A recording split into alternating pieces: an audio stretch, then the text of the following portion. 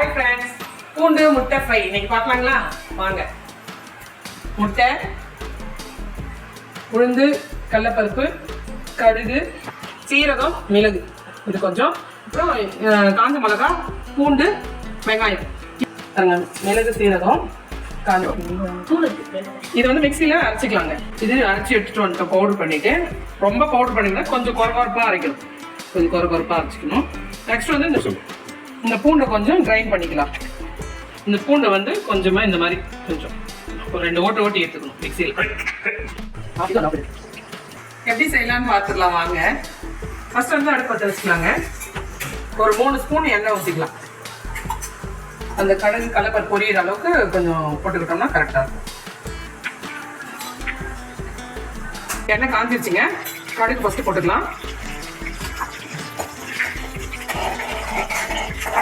இது கூடயே கடலைப்பருப்பு உளுந்த பருப்பும் போட்டுக்கலாங்க. இது கொஞ்ச நேரம் நல்லா செவரட்டும். இந்த மாதிரி நல்லா செவஞ்சு பொரிஞ்சு வரும்போது நம்ம இந்த வெங்காயத்தை போட்டுக்கணும். அதுல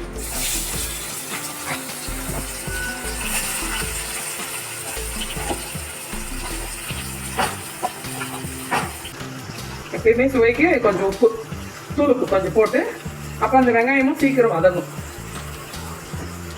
நல்லா ஃப்ரை பண்ணும். ஊற்றிக்கலாங்க முட்டையை. கொஞ்சமா மஞ்சள் பொடி போட்டுக்கலாம். ஏன்னா அந்த கவுச்சி ஸ்மெல்லு போகும். அப்போதான் ஒரு சும்மா ஒரு பிஞ்சு போட்டால் போதும்.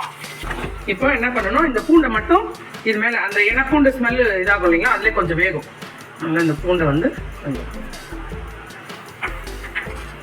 இது வந்து ஒரு 4-5 பேர் சாப்பிட்லாங்க. அந்த அளவுக்கு ஃப்ரை கரெக்டாக. முட்டையும் நல்லா வெந்துருச்சு. இப்போ பார்த்தீங்கன்னா நம்ம அந்த பெப்பரும் மிளகு, சீரகம், காஞ்ச மிளகாய் அரைச்சி வச்சிருக்கலாம். அது தேவையான அளவு நம்ம போடுவோம். ஒவ்வொருத்தருக்கு காரம் கம்மியாக பிடிக்கும், ஒருத்தருக்கு ஜாஸ்தி பிடிக்கும். அதுக்கு தகுந்த மாதிரி போட்டுக்கலாங்க.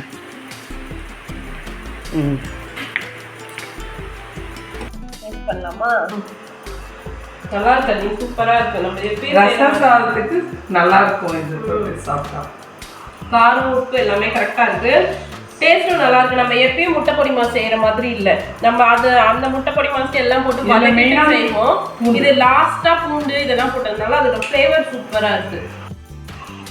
முட்டை பூண்டு ஃப்ரை சூப்பரா இருந்துச்சு. நீங்களும் உங்க வீட்டில் செஞ்சு பாருங்க. செஞ்சு பார்த்துட்டு எப்படி இருக்குன்னு சொல்லுங்க. லைக் பண்ணுங்க, ஷேர் பண்ணுங்க, கமெண்ட் பண்ணுங்க, மறக்காம சப்ஸ்கிரைப் பண்ணிக்கோங்க. பாய்.